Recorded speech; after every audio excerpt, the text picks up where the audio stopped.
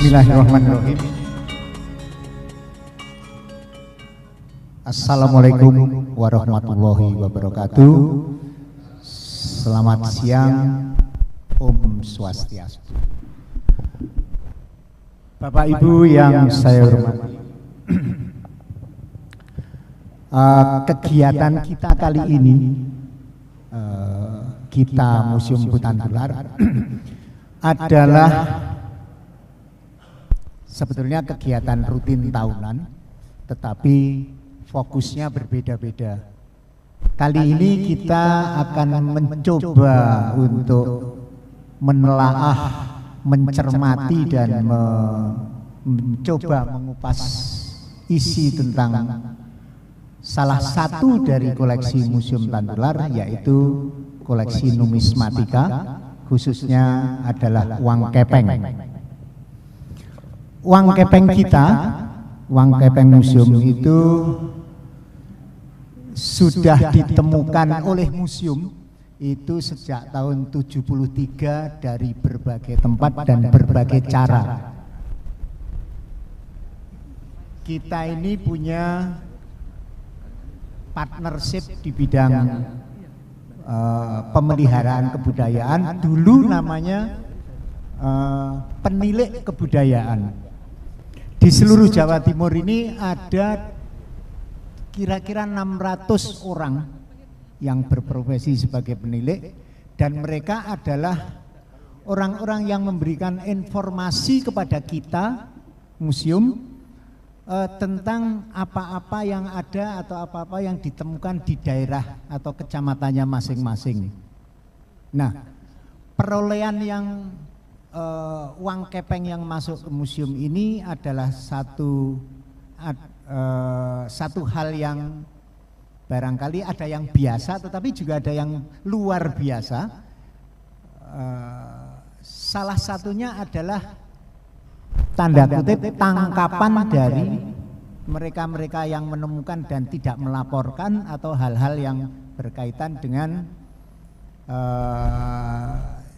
tindakan yang tanda kutip menabrak undang-undang. Nah, kita museum itu sudah punya banyak sekali koleksi-koleksi uang ini, tetapi dari awal kita memang belum pernah mengadakan studi khusus atau kajian yang khusus seperti yang dilakukan Pak Sadari, kepala museum yang sekarang ini, dengan menggandeng para ahli dari Civitas Akademika, dari kolektor, dari pemerhati dan pecinta uang numismatik, sehingga apa yang kita akan kerjakan, apa yang akan kita hadapi ini adalah kajian beliau-beliau tentang sebagian kecil dari koleksi yang ada di Museum Hutan Tular sebagai sampling, dan mudah-mudahan apa yang beliau-beliau kerjakan itu akan membuat kita semakin paham, semakin menghargai, semakin apresiatif terhadap koleksi-koleksi yang dikumpulkan oleh museum yang tidak murah ini. Nah, hasilnya adalah satu bagi museum, satu hal yang sangat bermanfaat, karena salah satu tugas penting museum itu adalah ikut memandaikan anak didik bangsa ini. Kenapa demikian? Karena museum sebetulnya adalah partnership bidang studi formal, di mana apa yang tidak didapat di sekolah formal itu akan ditambahkan dan diketemukan di museum, dan orang akan dengan detail dan rigid akan bisa mencoba menggali informasi atas hasil kajian para ahli. Nah, kembali lagi bahwa salah satu tugas museum adalah merupakan partner bidang studi formal, makanya pemanfaatan museum sebagai media pembelajaran melengkapi para murid di sekolah itu adalah yang utama. Jadi datanglah ke museum, Bapak Ibu guru membawa murid, nanti mereka akan insya Allah menjadi lebih pandai daripada sebelumnya. Minimal ada referensi tambahan yang tidak pernah didapat di sekolah, tetapi itu dikerjakan di museum dan kembali lagi hasilnya untuk mereka yang datang dan sedang belajar. Bapak Ibu sekalian, telah hadir di antara kita tim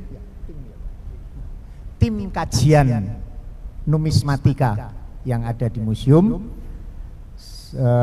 Yang pertama dari sini saja, ini Pak Dr. Sudi Harjanto, seorang dokter tetapi nyentrik.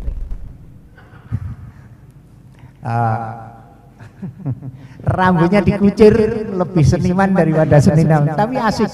Beliau adalah orang yang memperhatikan tentang benda-benda cagar budaya, terutama di museum dari berbagai aspek tentunya, dan kali ini beliau mengkhususkan diri di bidang numismatika. Kemudian yang di tengah adalah Ibu Profesor Esther. Kebelakangnya banyak sekali gelarnya, tapi nanti Ibu kenalkan sendiri ya.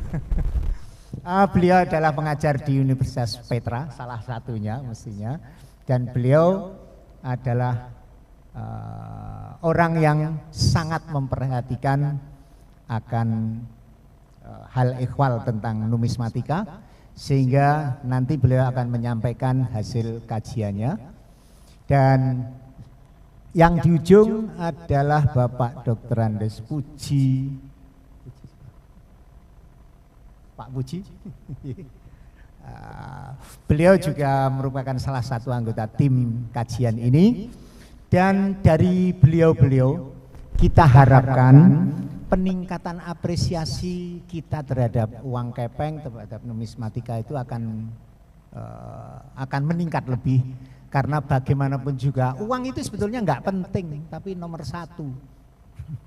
Dan kita nggak mungkin nggak menyenangi uang itu, tetapi marilah kita coba untuk mendekati, pendekatan kita pada numismatika kali ini adalah mencoba untuk menelisih, untuk merunut, untuk mencari benang merahnya keberadaan uang kepeng di Indonesia ini, terutama di Jawa Timur, yang berkaitan dengan apa dan bagaimananya uang kepeng itu. Demikian kira-kira pengantar saya. Marilah kita bersama-sama dengarkan apa yang akan disampaikan oleh beliau-beliau. Kita mulai dari Profesor Ibu Teresia. Tepuk tangan dulu biar seger. Terima kasih. Monggo Bu.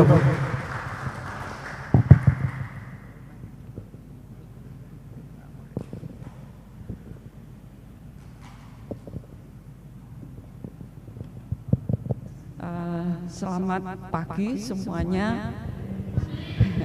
Saya senang sekali bisa berada di tengah-tengah saudara-saudara semua, juga di dalam museum ini, untuk menyampaikan sesuatu yang sangat-sangat menarik dan sangat penting untuk kita semua sebagai bangsa Indonesia.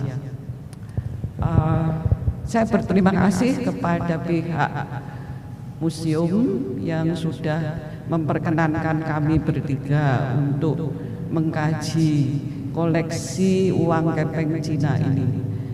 Sebetulnya itu tidak terpikir dalam benak saya bahwa akhirnya saya bisa datang ke sini dan bersama-sama dengan tim yang luar biasa berdua, Pak Puji dan Pak Sudi, untuk mengkaji apa yang ada di koleksi Museum Emputan Tular ini.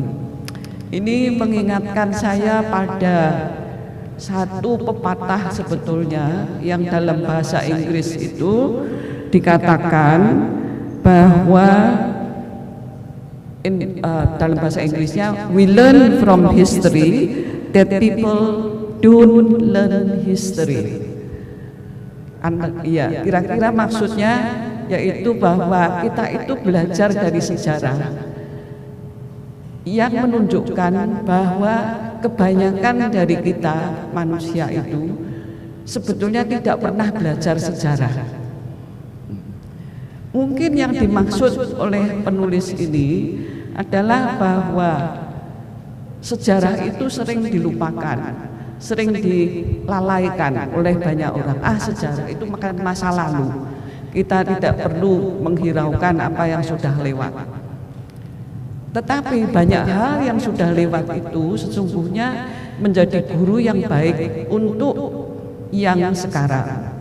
Sehingga kita itu bisa belajar apa yang baik, apa yang kurang baik, apa yang perlu ditiru, apa yang perlu dicegah, dan seterusnya.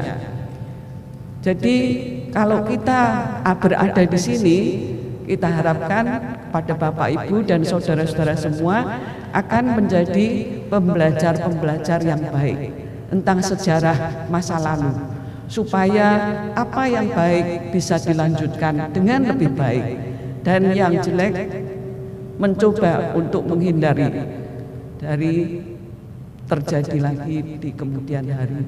Begitu kira-kira pepatah itu, sehingga mengingatkan, membuat saya itu merasa bahwa wah, ini suatu kesempatan yang baik, karena disinilah kita bisa belajar sejarah tentang uang kepeng Cina dan bagaimana sejarah itu bisa memberi kita arahan apa yang harus kita kerjakan berikutnya. Untuk itu saya akan mulai dulu dengan sejarah singkat dari, apakah sudah?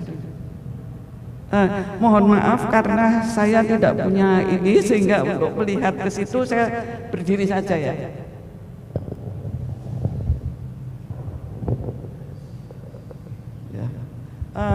Sejarah singkat uang kepeng Cina di Nusantara. Ini secara singkat saja karena kita mau melihat kondisi yang akan kita dengarkan bersama, apa yang sudah kita kaji dari uang kepeng Cina. Yang pertama itu seorang yang bernama Brandes, itu orang Eropa ya, dan dia ahli sejarah juga. Dia menulis di suatu catatan bahwa penggunaan uang logam sebagai alat tukar menukar adalah peradaban asli masyarakat di Nusantara.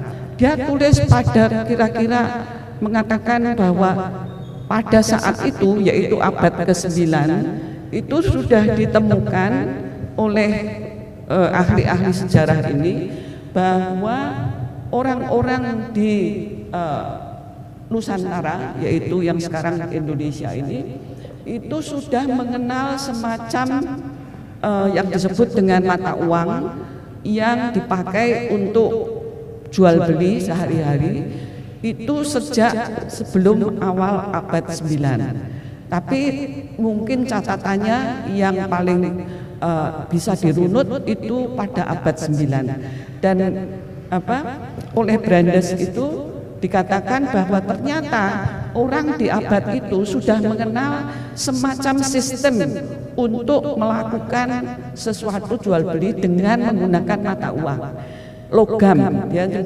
menyebutkan mata uang logam.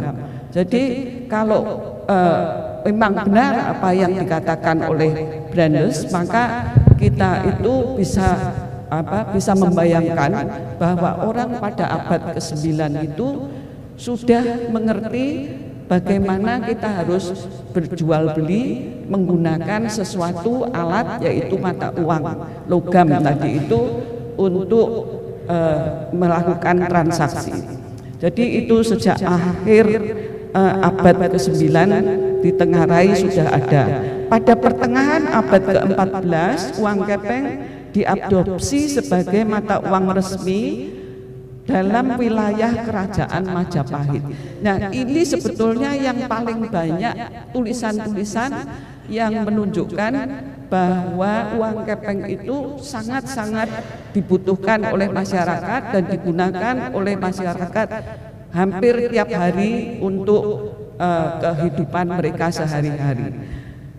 Abad 14 itu adalah abad di mana Cheng Ho, Admiral Cheng Ho yang dari Cina itu datang ke Nusantara, datang ke selatan berkali-kali, lebih dari 6 kali kalau tidak salah. Itu Cheng Ho datang ke Nusantara, kemudian juga membawa banyak sekali orang-orang laki-laki dari Cina untuk datang ke mencari atau berbarter bahan-bahan dari sana, membawa sutra dibawa ke sini, kemudian yang di sini ada rempah-rempah dibeli dan seterusnya, dan mereka menggunakan uang kepeng Cina itu, sehingga banyak sekali catatan-catatan nanti akan disebutkan juga oleh Pak Puji yang menunjukkan bahwa uang kepeng yang dari Cina yang dibawa oleh Cheng Ho dan orang-orangnya itu masuk ke Nusantara waktu itu. Nah, inilah mungkin yang paling banyak catatan-catatan yang bisa ditelusuri. Kemudian uang kepeng digunakan juga, itu fungsinya ternyata uang kepeng ini tidak pada waktunya ketika dibawa ke Nusantara tidak hanya untuk jual beli, tetapi dia itu bisa juga dipakai untuk membayar sesuatu, seperti misalnya denda. Oh, kamu berbuat salah, kamu harus didenda sekian, dan itu dibayar dengan uang kepeng. Jadi sistem pemakaian uang sebagai alat untuk transaksi itu sudah dipakai oleh masyarakat pada zaman itu. Dengan banyaknya orang-orang dari luar yang masuk ke daratan Nusantara. Nanti akan kita lihat lagi secara lebih detail oleh Pak Puji. Jadi untuk bayar denda, untuk bayar pajak dan sebagainya. Nah, inilah beberapa satuan-satuan yang dipakai, yang saya mungkin harap Pak Puji untuk bisa meneruskan karena yang lebih paham Pak Puji. Silakan.